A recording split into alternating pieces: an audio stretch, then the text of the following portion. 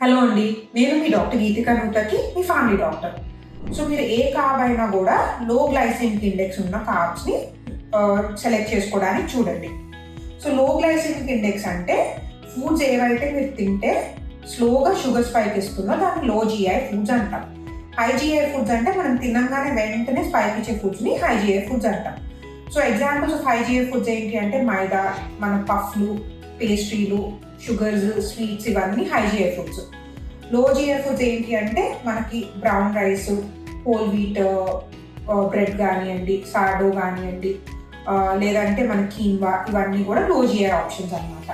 So ఫ్రూట్స్లో కూడా మీరు లో జిఐ ఫుడ్స్ని ఇంక్లూడ్ చేసుకోవడానికి చూడండి. సో ఇలాంటి లో జిఐ ఫుడ్ ఆప్షన్స్ ఇంక్లూడ్ చేసుకోవటం వల్ల మీ షుగర్ స్పైక్స్ త్వరగా రాకుండా కొంచెం బ్యాలెన్స్ చేసుకోవడానికి ఈజీగా ఉంటుంది. మీరు కార్బ్ ఇంక్లూడ్ చేసుకునేటప్పుడు కూడా మీలో అరౌండ్ 45 to 60 grams ఆఫ్ కార్బోహైడ్రేటే ఉండేటట్టు చూసుకోండి, అంతకన్నా ఎక్కువ తీసుకోవద్దు. అండ్ ప్రోటీన్ కూడా 0.8 grams per kg అన్న టార్గెట్ చేయడానికి ట్రై చేయండి. సో ఇలా మీరు మీల్స్ ప్లాన్ చేసుకోవటం వల్ల మీకు కార్బోహైడ్రేట్ నుంచి వచ్చే న్యూట్రిషన్, ఎనర్జీ లెవెల్స్, గ్లూకోజ్ కూడా వస్తూ ఉంటుంది, మీ షుగర్ స్పైక్ అవ్వకుండా ఉంటుంది. సో కార్బోహైడ్రేట్స్ కంప్లీట్గా మానేయాల్సిన అవసరం లేదండి. మీ ఆరోగ్యం జాగ్రత్త.